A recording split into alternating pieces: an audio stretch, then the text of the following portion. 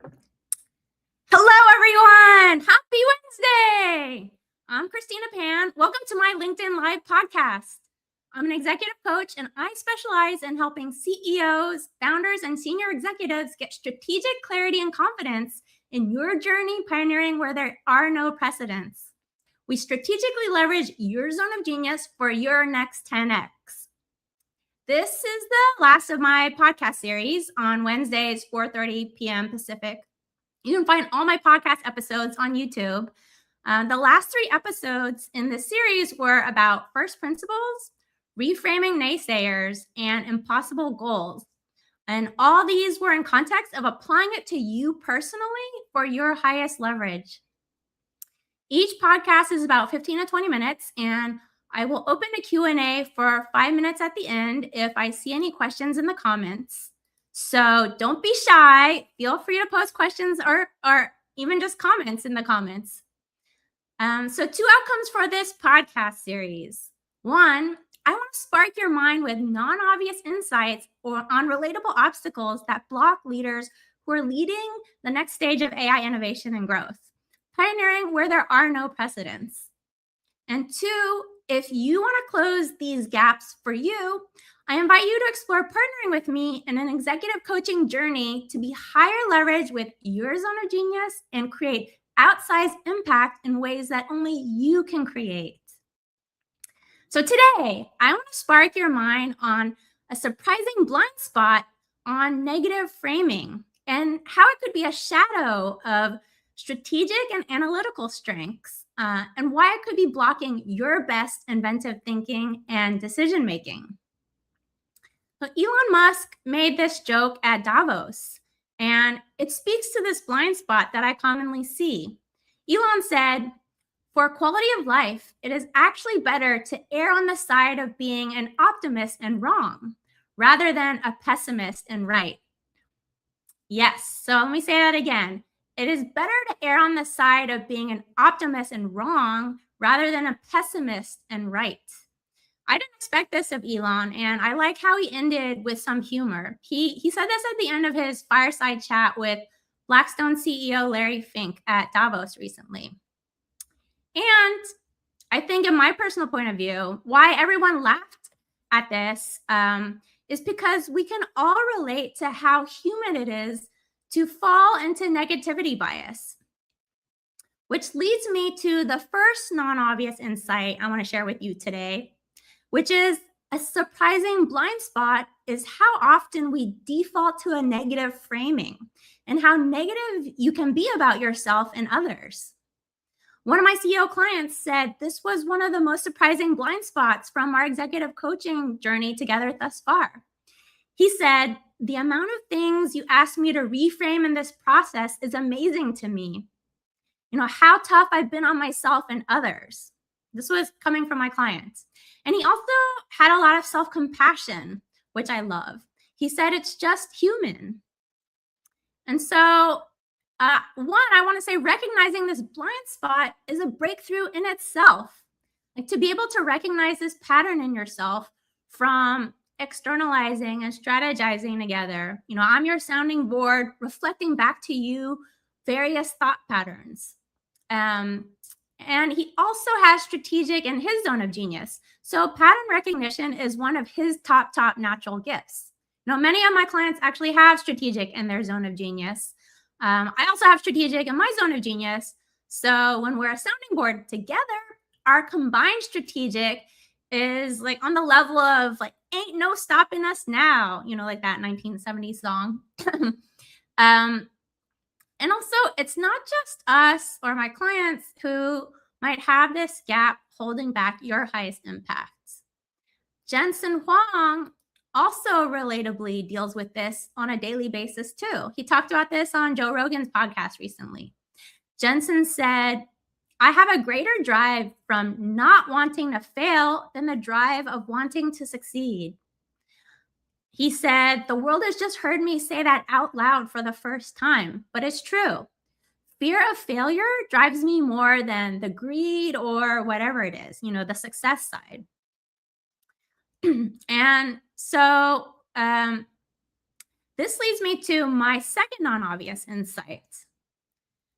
This blind spot of negative framing can be a shadow of strategic and problem-solving strengths, which applies to a lot of people inventing and innovating on the AI frontier.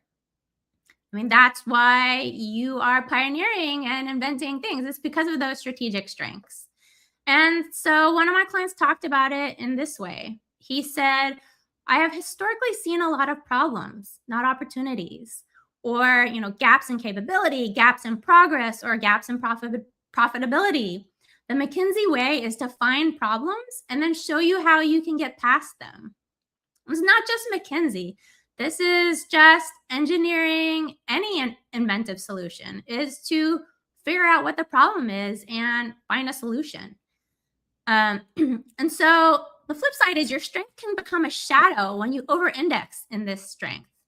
A shadow as in it holds back your highest impact, your highest leverage, your greatest potential, your best mental energy, and your best decisions. That's what I mean when I say it's a shadow of your strength. And so being a genius at problem solving can lend to focusing on looking for problems. And when you're looking for problems, you can get overly focused on what's wrong rather than what's right. It's like when a parent says, why didn't you get 100%? Why only 99%? Instead of, wow, we celebrate. How did you get 99%? Does this resonate with anyone? I think many of us can relate. My parents were not like this, but the Asian culture that I come from definitely has a lot of this. And so the good news is this is fully within your control. This is what my clients and I do when we partner together in executive coaching, is that we reframe this pattern using your zone of genius as a framework to get transformational unlocks for you, so that these blind spots and obstacles like negative framing aren't clouding your best thinking when you are leading many decisions that involve high stakes and high consequence, especially in the area of AI. And so a third non-obvious insight that I want to share today is using your zone of genius as first principles on you is how we get to strategic clarity and conviction. And that inherently involves a positive framing. My philosophy and approach as an executive coach is fundamentally attuned to flipping negative framing, because if we focus on what you're really, really good at, that is automatically focused on what's right about you, not what's wrong. And one of my clients put it this way. He said, we don't spend very much time talking about what are my bag tools. There's not a lot of value in dwelling in the past. But instead, if you lean into the things you are great at, they tend to crowd out the things that you're not as good at. Yes, that is right. My philosophy is forget your weaknesses. That's low leverage. We don't got time for that.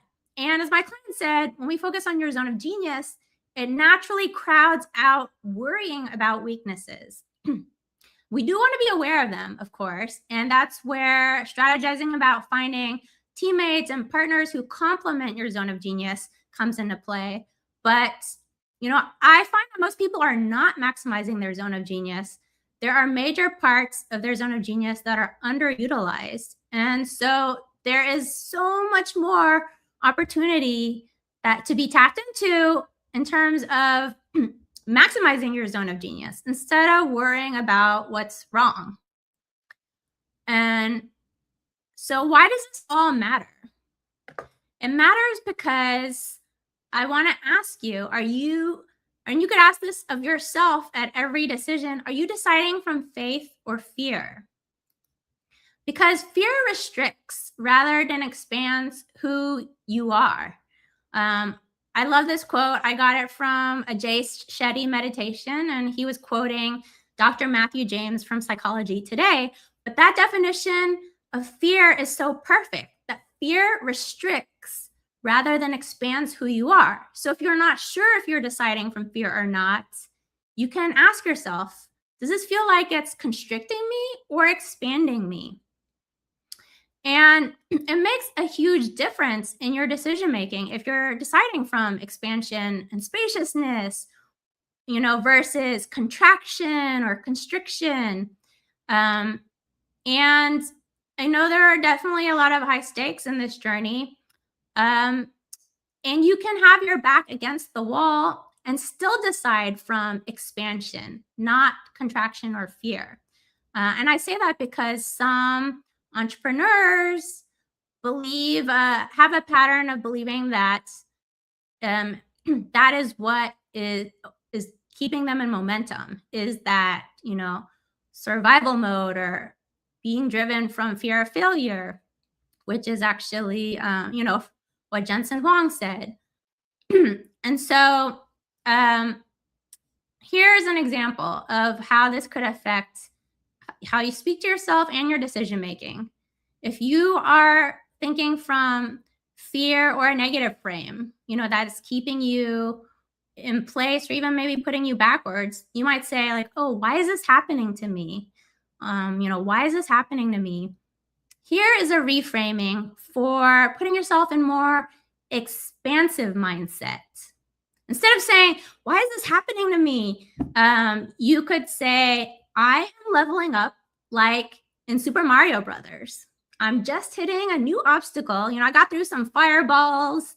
And okay, I didn't win this boss fight, so I hit a new obstacle. But I'm recognizing where I am in this journey and I'm leveling up. But you know what? Forget this way of linear thinking. I don't want to go through like all these levels, fight all the bosses. What I want to do is figure out a way to be much higher leverage. And in Super Mario Brothers, by the way, if you didn't play this game, that's okay. You don't need to play the game to know what I'm talking about.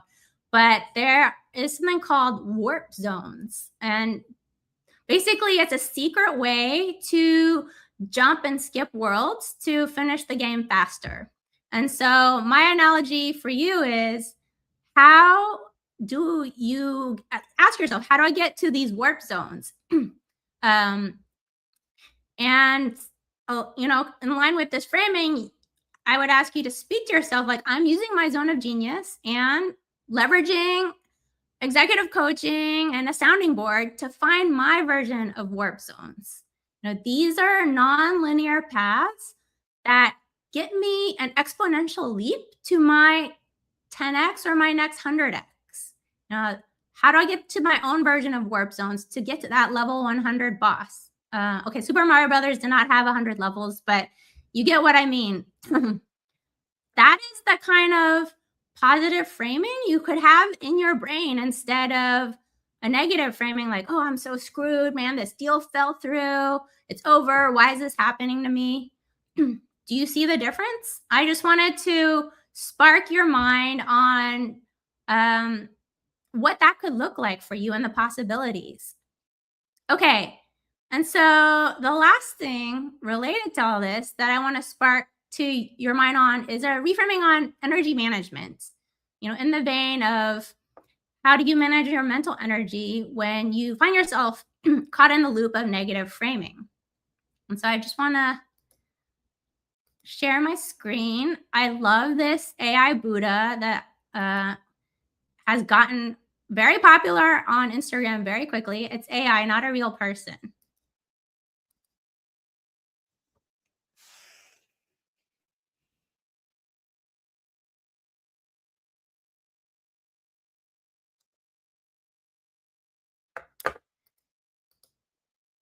Yes. So the reframing in those moments that you can use for yourself, as the AI Buddha said, is if you are going to overthink the positives. Overthinking can also be a shadow of strategic strengths. So this is why I bring up this reframing in this moment. And you can go find this AI Buddha on Instagram yourself. It's Yang Munoz. I could put it in the show notes.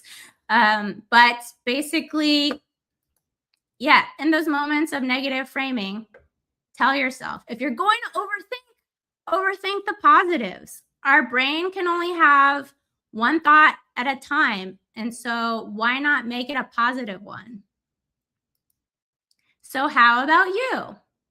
It's not easy to break out of a blind spot or negative framing pattern on our own, but I wanted to spark your mind on what's possible for you too. This is fully within our control. To break past your blind spots and close gaps from where you are today to where you want to be, and to get these transformational unlocks for you in your own version, the next step is I invite you to reach out or book a call on my LinkedIn. I specialize in helping CEOs, founders, and senior executives get strategic clarity and conviction in your journey leading AI innovation and transformation by using your zone of genius for higher leverage and to shift to your 10x or 100x identity faster. My zone of genius is maximizing your zone of genius. I'm an executive coach and former product leader, 20 plus years in Silicon Valley, startups and high growth companies. I started my career on Wall Street, MIT Sloan MBA, avid pickleball player, and zone of genius maximizer. Wishing you your best energy and highest leverage in your zone of genius. And let me take a quick look. I don't see any questions in the comments, but as always, I highly encourage you to ask any questions in the comments and have a beautiful day.